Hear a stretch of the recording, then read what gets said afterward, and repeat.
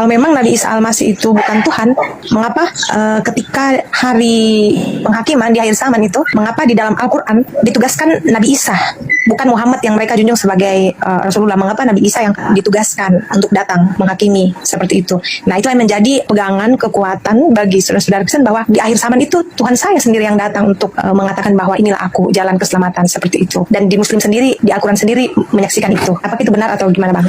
Iya, baik. Kenapa Nabi Isa yang turun? Alasannya karena ada tugas yang harus dia selesaikan. Apa tugas itu? Menghakimi. Ketika dia datang sebagai hakim, berarti ada yang terdakwa. Siapa yang terdakwa ini? Mereka yang telah mempermalukan Nabi Isa di hadapan pencipta. Makanya dalam Al-Quran itu beliau ditanyai, wa isqalallahu ya Isa bin Maryam anta qulta linnas, wahai engkau Isa, hambaku, ciptaanku yang kuciptakan tanpa ayah, apakah engkau yang mengajarkan orang-orang tersebut mempertuhankan, menjadikan engkau sebagai Tuhan selain daripada aku? Apa kata Nabi Isa? Qala subhanaka ma yakunu li an aqula ma laysa li bihaqq. Maha suci engkau wahai Tuhanku, tidaklah patut aku berkata sesuatu yang bukan hakku untuk aku katakan. Jika aku mengatakan itu, pasti engkau mengetahui. Ma qultu lahum illa ma amartani bi ani a'budullah rabbi wa rabbakum. Aku hanya berkata, mengajarkan kepada mereka, sembahlah Allah Tuhanku dan Tuhanmu. Sehingga Al-Quran mengatakan, idza husyiran nasu, apabila nanti manusia dikumpulkan, dihimpunkan, apa yang mereka sembah selain daripada Allah akan menjadi musuh bagi mereka. Artinya Yesus itu adalah manusia yang disembah oleh manusia selain daripada Allah. Apakah Yesus akan memusuhi Kristen? Matius 7, 22, 23. Ternyata betul, Yesus memusuhi orang Kristen. Lalu kemudian di dalam Al-Quran ayat yang sama, dan pemujaan-pemujaan yang mereka lakukan ketika hidup di dunia akan diingkari. Apakah Yesus mengingkari penyembahan Kristen? Ternyata Matius 7 nomor 22 sampai 23. Betul, mereka yang memanggil Yesus Tuhan, memuji Yesus, bernubuat, mengusir setan, bermujizat, ternyata ditolak oleh Yesus. Apa kata Yesus? Enyahlah daripadaku, kalian semua adalah pembuat kejahatan. Itu yang kedua, yang pertama. Yang kedua, Nabi Isa turun ke atas muka bumi ini untuk apa? Wa in min ahlil kitab illa la yu'minanna bihi qablal mauti wa yaumal qiyamati yakunu alaihim syahida. Itu kata Al-Quran. Tidak ada seorang pun di antara ahli kitab yang tidak beriman kepada Nabi Isa alaihissalam menjelang kematiannya, dan pada hari kiamat Nabi Isa akan menjadi saksi atas mereka. Lalu kemudian ketika Nabi Isa turun sebagai hakim, siapa yang mau dihakimi? Umat Islam mau dihakimi. Apa alasannya umat Islam mau dihakimi? Nabi Isa tidak datang untuk umat Islam, Nabi Isa datang untuk Bani Israel. Maka yang dihakimi adalah mereka yang terdakwa. Kenapa mereka terdakwa? Karena mereka melakukan pengingkaran kepada ajaran Nabi Isa ketika Nabi Isa datang kepada Bani Israel. Apa yang dikatakan oleh Nabi Isa alaihissalam? Maqultu lahum, saya tidak berkata sesuatu yang bukan hakku. Yang aku katakan, sembahlah Allah Tuhanku dan Tuhanmu. Di dalam Yohanes 12 nomor 48. Apa kata Yesus? Barang siapa yang menolak aku dan tidak menerima firmanku, dia sudah ada hakimnya, yaitu firman yang telah aku katakan kepada mereka. Firman itulah kelak yang akan menjadi hakimnya di akhir zaman. Anda Yesus memerintahkan manusia beribadah pada hari Minggu? Tak ada. Anda Yesus memerintahkan kemudian menyembah dirinya? Ada. Anda Yesus mengajarkan makan babi? Tak ada. Anda Yesus mengajarkan untuk merasulkan Paulus? Tak ada. Anda Yesus mengajarkan untuk ke gereja? Tak ada. Anda Yesus mengajarkan untuk tidak bersunat? Tak ada.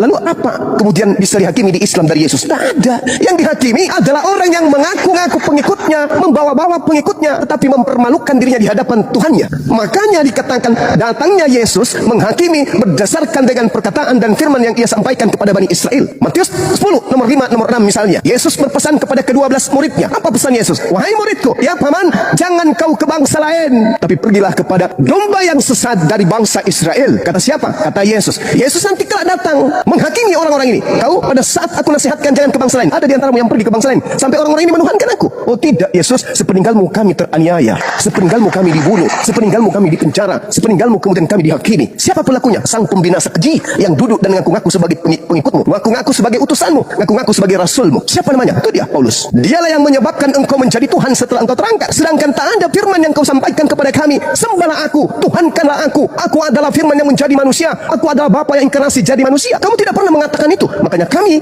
tidak pernah menuhankan dirimu. Hanya mereka, golongan orang-orang yang dari barat, yang kemudian mempertuhankan dirimu. Inilah Nabi Isa datang. Ngapain Nabi Muhammad datang? Untuk apa? Lo umatnya menerimanya sebagai rasul, umatnya menerimanya sebagai nabi. Tak ada kemudian kewajiban untuk beliau datang. Sedangkan Nabi Isa diangkat ke langit, turun ke bumi untuk mempermalukan orang-orang yang telah mempertuhankan dirinya dengan mengatasnamakan Yesus. Ini yang terjadi dan itu dibenarkan oleh Bible. Yesus berkata, aku tidak berkata-kata dari diriku sendiri. Apa yang kau dengar dari aku, itu bukan dari aku, tapi dari Dia yang telah mengutus aku. Yohanes 14 nomor 27. Adakah Yesus mengajarkan Tuhan karena aku? Jadilah kalian Kristen. Makanya Yesus selalu mengatakan, waspadalah, waspadalah, waspadalah. Kepada siapa? Kepada orang Farisi. Paulus mengaku orang Farisi. Filipi 3 nomor 5. Aku orang Farisi.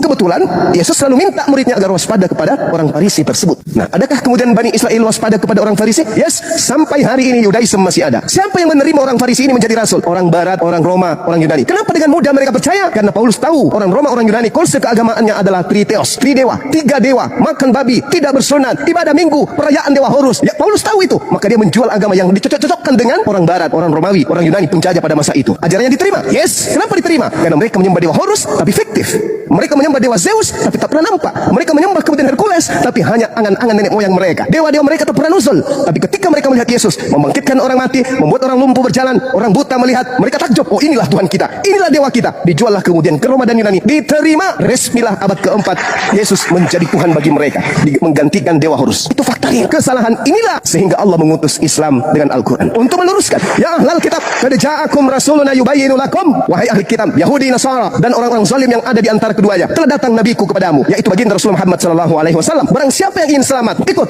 Dia membawa kitabullah, dia membawa cahaya, yaitu dinul Islam. Ikut. Tapi kalau kamu tidak ikut, hendak kemana kalian pergi? Aku akan minta kepada Bapa. Yohanes 14 nomor 26.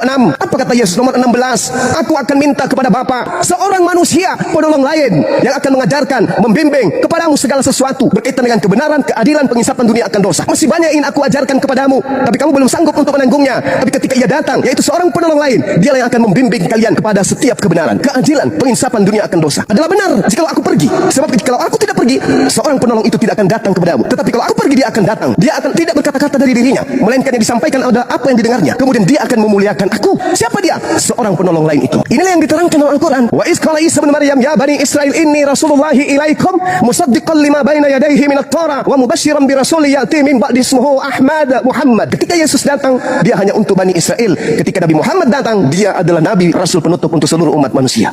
Makanya saudara Kristen itu kehilangan arah. Loh, kok bisa begitu? Oke, saya buktikan. Wahai saudaraku Kristen, siapa nabimu? Nabi Kristen siapa? Nabi Daud? Bukan. Salomo? Bukan. Musa? Bukan. Abraham? Bukan. Yesus? Bukan. Nabinya Kristen siapa? Kitabnya banyak. Markus, Matius, Yohanes. Banyak kitabnya orang Kristen. Tapi nabinya siapa? Sebutkan satu aja. Tak ada, paman. Terus bait suci. Mana bait sucinya orang Kristen? Bait suci itu adalah bait Elohim yang di dalamnya tidak boleh masuk barang najis, tidak boleh masuk ke dalamnya. Orang yang tidak bersunat haram hukumnya masuk ke dalamnya. Orang yang tidak tahir tidak boleh masuk ke dalamnya. Orang yang tidak membasuh tangan, kaki, wajah tidak boleh masuk ke dalamnya. Tidak boleh. Orang yang makan babi, makanan-makanan yang dinajiskan, yang diharamkan oleh Torah, haram hukumnya masuk ke dalam. Mana bait sucinya orang Kristen? Tak ada. Yang ada cuma gedung, tempat bernyanyi-nyanyi, hari Minggu, hari Sabtu dan seterusnya. Bait sucinya mana? Tidak bisa dikatakan suci kalau di situ masih ada tidak bersunat. Tidak boleh. Tidak mandi junub, tidak boleh dikatakan bait suci. Coba kita lihat di Yehezkiel 44 nomor 9, nomor 6, nomor 7, nomor 8. Apa kata Elohim di sana? Sekian banyak pelanggaran yang engkau lakukan wahai Bani Israel, tapi ada satu pelanggaran yang sangat-sangat menyakitkan hatiku, yaitu engkau memasukkan orang-orang yang tidak bersunat kolok masuk ke dalam tempat ibadahku. Luar biasa. Saya sampai nangis Bang Suma. Allahu Akbar, Masya Allah, Subhanallah.